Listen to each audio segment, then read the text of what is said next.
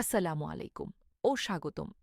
কল্পনা করুন একজন সরকারি কর্মচারী সকাল ৮টায় অফিসে যাচ্ছেন, মাস শেষে বেতন হাতে পাচ্ছেন, কিন্তু বাজারে গিয়ে দেখছেন সেই টাকায় সংসার আর চলছে না। চালের দাম বেড়েছে, বাড়ি ভাড়া বেড়েছে, চিকিৎসার খরচ বেড়েছে, সন্তানের পড়াশোনার খরচ আকাশ ছোঁয়া। কিন্তু এবার হয়তো সেই দীর্ঘ অপেক্ষার অবসান ঘটতে চলেছে, কারণ বাংলাদেশের ইতিহাসে সবচেয়ে আলোচিত নবম জাতীয় পে স্কেল ২০২৬ এখন বাস্তবতার খুব কাছাকাছি। ১১ বছর পর নতুন বেতন কাঠামো, বেতন বৃদ্ধির সম্ভাবনা ১৪০% পর্যন্ত, সর্বনিম্ন বেতন ২০,০০০ টাকা, সর্বোচ্চ বেতন ১,৬০,০০০ টাকা পর্যন্ত যাওয়ার আলোচনা। এবং সবচেয়ে গুরুত্বপূর্ণ বিষয় হল বাজেট পাশের আগেই বিভিন্ন সূত্রে সম্ভাব্য বেতন কাঠামো নিয়ে আলোচনা শুরু হয়ে গেছে। আজকের এই ভিডিওতে আমরা এমন কিছু তথ্য আলোচনা করব যা হয়তো আগামী কয়েক মাসের মধ্যেই সরকারি চাকরিজীবীদের জীবন পুরোপুরি বদলে দিতে পারে। আজ আমরা জানব তারাচিহ্ন কেন সরকার এবার বড় ধরনের বেতন বৃদ্ধি দিতে বাধ্য হচ্ছে, তারাচিহ্ন কোন গ্রেডে কত টাকা বাড়তে পারে, তারাচিহ্ন শিক্ষক ও পেনশনারদের জন্য কি সুখবর আসছে, তারাচিহ্ন বাড়ি ভাড়া, চিকিৎসা ও উৎসব ভাতা কত বাড়বে, তারাচিহ্ন ধাপে ধাপে বাস্তবায়নের পরিকল্পনা কি, তারাচিহ্ন এবং সবচেয়ে গুরুত্বপূর্ণ, ১লা জুলাই ২০২৬ থেকে সত্যিই কি নতুন পে স্কেল কার্যকর হতে যাচ্ছে। তাই ভিডিওটি কোথাও স্কিপ না করে শেষ পর্যন্ত দেখুন, কারণ শেষ অংশে আমরা এমন কিছু সম্ভাব্য তথ্য আলোচনা করব যা এখনও অনেকেই জানেন না। বাংলাদেশে সর্বশেষ জাতীয় পে স্কেল হয়েছিল ২০১৫ সালে। সেই সময় যে ৮,২৫০ টাকা বেতন ছিল, তখনকার বাজার পরিস্থিতিতে তা দিয়ে একটি ছোট পরিবার মোটামুটি চলতে পারত। কিন্তু আজ ২০২৬ সালে এসে বাস্তবতা সম্পূর্ণ ভিন্ন। বর্তমানে তারাচিহ্ন বাসা ভাড়া কয়েক গুণ বেড়েছে, তারাচিহ্ন চিকিৎসা ব্যয় দ্বিগুণেরও বেশি, তারাচিহ্ন বিদ্যুৎ, গ্যাস ও পরিবহন খরচ বৃদ্ধি পেয়েছে, তারাচিহ্ন সন্তানের শিক্ষা ব্যয় অনেক বেড়েছে। অনেক অর্থনীতিবিদ বলছেন ২০১৫ সালের ৮,২৫০ টাকার প্রকৃত ক্রয় ক্ষমতা এখন প্রায় ৩,০০০ থেকে ৩,৫০০ টাকার সমান। অর্থাৎ নামমাত্র বেতন থাকলেও বাস্তবিক কর্মচারীদের জীবনযাত্রার মান অনেক কমে গেছে। এই পরিস্থিতিতে দীর্ঘদিন ধরেই সরকারি কর্মকর্তা-কর্মচারীরা নতুন পে স্কেলের দাবি জানিয়ে আসছিলেন। বিশেষ করে তারাচিহ্ন নিম্ন আয়ের কর্মচারীরা, তারাচিহ্ন পুলিশ সদস্যরা, তারাচিহ্ন স্বাস্থ্যকর্মীরা, তারাচিহ্ন শিক্ষক সমাজ। তারাচিহ্ন এবং অবসরপ্রাপ্ত পেনশনাররা সবাই চাইছিলেন একটি বাস্তবসম্মত ও যুগোপযোগী বেতন কাঠামো। সরকারও বুঝতে পেরেছে, যদি দক্ষ প্রশাসন গড়ে তুলতে হয় তাহলে কর্মচারীদের আর্থিক নিরাপত্তা নিশ্চিত করতেই হবে। কারণ একজন কর্মচারী যখন অর্থনৈতিক চাপের মধ্যে থাকেন, তখন তার কাজের দক্ষতা ও মানসিক স্থিতিশীলতা দুটোই ক্ষতিগ্রস্ত হয়। এই কারণেই নবম পে স্কেলকে এবার শুধু বেতন বৃদ্ধি হিসেবে দেখা হচ্ছে না, এটিকে দেখা হচ্ছে প্রশাসনিক সংস্কারের বড় পদক্ষেপ হিসেবে। বিশ্বস্ত বিভিন্ন আলোচনায় জানা যাচ্ছে, সরকার ইতোমধ্যেই সাবেক অর্থসচিব, জনপ্রশাসন বিশেষজ্ঞ এবং অর্থনীতিবিদদের নিয়ে একটি নীতিগত কাঠামো তৈরি করেছে। এই কমিটি কয়েকটি গুরুত্বপূর্ণ বিষয়ের ওপর বিশেষ গুরুত্ব দিয়েছে। ১. মুদ্রাস্ফীতি। বর্তমান বাজার মূল্য বিবেচনায় কর্মচারীদের বাস্তব আয় কত হওয়া উচিত তা বিশ্লেষণ করা হয়েছে। ২. আন্তর্জাতিক তুলনা। দক্ষিণ এশিয়ার অন্যান্য দেশের সরকারি চাকরিজীবীদের বেতন কাঠামোর সাথেও তুলনা করা হয়েছে। ৩. ক্রয় ক্ষমতা। শুধু বেতন বাড়ালেই হবে না, সেই বেতন দিয়ে যেন বাস্তবে জীবনযাপন সম্ভব হয় সেটিও বিবেচনায় রাখা হয়েছে। ৪. নিম্ন আয়ের কর্মচারীদের অগ্রাধিকার এবার সবচেয়ে বেশি গুরুত্ব দেওয়া হচ্ছে নিম্ন গ্রেডের কর্মচারীদের, কারণ একজন অফিস সহায়ক, নিরাপত্তা কর্মী বা নিম্ন আয়ের কর্মচারীর পক্ষে বর্তমান বাজারে জীবন চালানো সবচেয়ে কঠিন হয়ে দাঁড়িয়েছে। এবারের পে স্কেলের অন্যতম বড় বৈশিষ্ট্য হল নিচের গ্রেডে তুলনামূলক বেশি শতাংশ বেতন বৃদ্ধি। এখন আসুন সবচেয়ে গুরুত্বপূর্ণ অংশে। সম্ভাব্য নতুন বেতন কাঠামো নিয়ে বিভিন্ন পর্যায়ে যে আলোচনা চলছে, সেখানে দেখা যাচ্ছে নিম্ন গ্রেড ২০তম, ১৬তম। ২০তম গ্রেড বর্তমান ৮,২৫০ টাকা, প্রস্তাবিত ২০,০০০ টাকা। ১৯তম গ্রেড বর্তমান প্রায় ৮,৫০০ টাকা, সম্ভাব্য ২০,৫০০, ২১,০০০ টাকা। ১৮তম গ্রেড বর্তমান ৮,৮০০ টাকা, সম্ভাব্য ২১,৫০০ টাকা। ১৭তম গ্রেড বর্তমান ৯,০০০ টাকার আশেপাশে, সম্ভাব্য ২২,০০০ টাকা। ১৬তম গ্রেড বর্তমান ৯,৩০০ টাকা, সম্ভাব্য ২২,৫০০ থেকে ২৩,০০০ টাকা। এখানে লক্ষণীয় বিষয় হল বৃদ্ধির হার অনেক ক্ষেত্রে ১৩০% থেকে ১৪০% পর্যন্ত হতে পারে।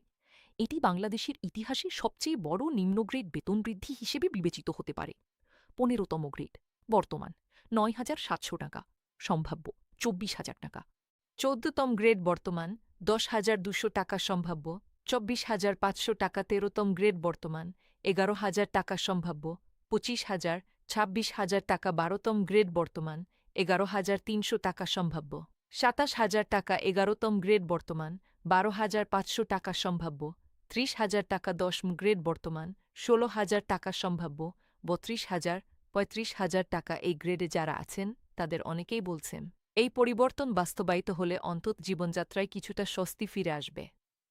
উচ্চতর গ্রেড ৯ম ১ম ৯ম গ্রেড বর্তমান ২২,০০০ টাকা, সম্ভাব্য ৫০,০০০ টাকা। ৭ম গ্রেড সম্ভাব্য ৬৫,০০০ টাকার বেশি। ৫ম গ্রেড সম্ভাব্য ৮৫,০০০ টাকার কাছাকাছি। ৩ গ্রেড সম্ভাব্য ১,০০,০০০ টাকার বেশি। ১ম গ্রেড বর্তমান ৭৮,০০০ টাকা, সম্ভাব্য ১,৬০,০০০ টাকা। অর্থাৎ উচ্চ পর্যায়ের কর্মকর্তাদের ক্ষেত্রেও বড় ধরনের পরিবর্তন আসতে পারে।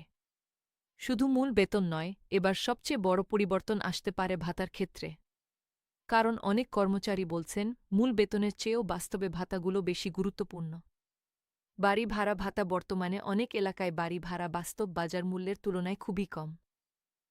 তাই এবার সম্ভাব্য পরিকল্পনা তারাচিহ্ন ঢাকা শহর মূল বেতনের ৫০%, তারাচিহ্ন বিভাগীয় শহর ৪৫%, তারাচিহ্ন জেলা শহর ৪০%, তারাচিহ্ন উপজেলা ও গ্রামাঞ্চল ৩৫%।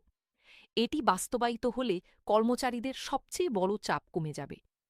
চিকিৎসা ভাতা বর্তমান চিকিৎসা ভাতা দিয়ে এখন একটি সাধারণ প্রেসক্রিপশনের ওষুধও ঠিকভাবে কেনা যায় না। তাই এবার চিকিৎসা ভাতা ১,৫০০ টাকা থেকে বাড়িয়ে ৩,০০০-৪,০০০ টাকা পর্যন্ত করার আলোচনা রয়েছে। উৎসব ভাতা ঈদ বোনাস ও বৈশাখী ভাতা বাড়ানোরও জোর আলোচনা রয়েছে।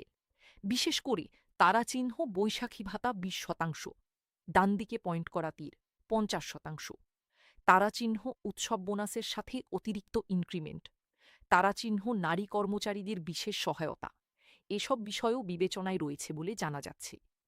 যাতায়াত ও টিফিন ভাতা বর্তমানের ২০০ টাকার টিফিন ভাতা এখন প্রায় প্রতীকী হয়ে গেছে। সেই কারণে প্রস্তাব করা হয়েছে তারাচিহ্ন টিফিন ভাতা ১,০০০ টাকা, তারাচিহ্ন যাতায়াত ভাতা কয়েকগুণ বৃদ্ধি। এখন প্রশ্ন হচ্ছে সরকার এত বিশাল অর্থ কোথা থেকে আনবে? অর্থ মন্ত্রণালয়ের পরিকল্পনা অনুযায়ী এই পে স্কেল বাস্তবায়নে কয়েক বছরে ধাপে ধাপে প্রায় ৪০,০০০ কোটি টাকার অতিরিক্ত চাপ তৈরি হতে পারে। তাই সরকার সরাসরি পুরো সুবিধা একবারে না দিয়ে ধাপে ধাপে বাস্তবায়নের পরিকল্পনা করছে। প্রথম ধাপ ২০২৬-২৭, তারাচিহ্ন নতুন বেসিক বেতন কার্যকর, তারাচিহ্ন সীমিত ভাতা বৃদ্ধি। দ্বিতীয় ধাপ ২০২৭-২৮, তারাচিহ্ন বাড়ি ভাড়া পূর্ণ সমন্বয়, তারাচিহ্ন চিকিৎসা ভাতা বৃদ্ধি। তৃতীয় ধাপ ২০২৮-২৯, তারাচিহ্ন অন্যান্য সকল সুবিধা, তারাচিহ্ন বিশেষ ভাতা, তারাচিহ্ন অতিরিক্ত ইনক্রিমেন্ট। সরকারের ধারণা এভাবে ধাপে ধাপে বাস্তবায়ন করলে বাজারে হঠাৎ অতিরিক্ত অর্থপ্রবাহের কারণে মুদ্রাস্ফীতি বেড়ে যাওয়ার ঝুঁকি কমবে। শুধু চাকরিরত কর্মচারীরাই নন, এবার বড় সুখবর পেতে পারেন পেনশনার ও শিক্ষক সমাজও। পেনশনারদের জন্য সম্ভাব্য আলোচনা অনুযায়ী তারাচিহ্ন পেনশনের হার ৬০% থেকে বাড়িয়ে ৮০% পর্যন্ত করার প্রস্তাব, তারাচিহ্ন চিকিৎসা সহায়তা বৃদ্ধি, তারাচিহ্ন উৎসব ভাতা সংযুক্তি। বিশেষ করে প্রবীণ পেনশনারদের জন্য এটি বিশাল স্বস্তি হতে পারে। শিক্ষকদের জন্য শিক্ষকদের দীর্ঘদিনের দাবি ছিল স্বতন্ত্র পে স্কেল। যদিও সেটি পুরোপুরি বাস্তবায়নের ঘোষণা এখনও নেই, তবে তারাচিহ্ন বিশেষ টেকনিক্যাল গ্রেড, তারাচিহ্ন অতিরিক্ত ইনক্রিমেন্ট, তারাচিহ্ন গবেষণা ও প্রশিক্ষণ ভাতা, এইসব বিষয় আলোচনায় রয়েছে বলে বিভিন্ন মহলে আলোচনা চলছে। এখন সবচেয়ে গুরুত্বপূর্ণ বিষয়, সোশ্যাল মিডিয়ায় অনেক ধরনের সংখ্যা ও তালিকা ঘুরছে। কেউ বলছেন ২০০% বেতন বাড়বে, কেউ বলছেন জুলাই থেকেই সব কার্যকর হবে, আবার কেউ বলছেন গেজেট ইতোমধ্যেই প্রস্তুত। কিন্তু বাস্তবতা হল সরকারি চূড়ান্ত গেজেট প্রকাশ না হওয়া পর্যন্ত কোনো সংখ্যাই শতভাগ নিশ্চিত নয়। তবে অর্থনৈতিক বাস্তবতা বিবেচনায় এবার বড় ধরনের পরিবর্তন আসার সম্ভাবনা যে প্রবল তা প্রায় নিশ্চিতভাবেই বলা যায়।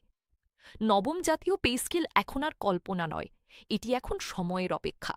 হয়তো আগামী কয়েক মাসের মধ্যেই বাংলাদেশের লাখ লাখ সরকারি কর্মকর্তা কর্মচারীর জীবনে নতুন অধ্যায় শুরু হতে যাচ্ছে।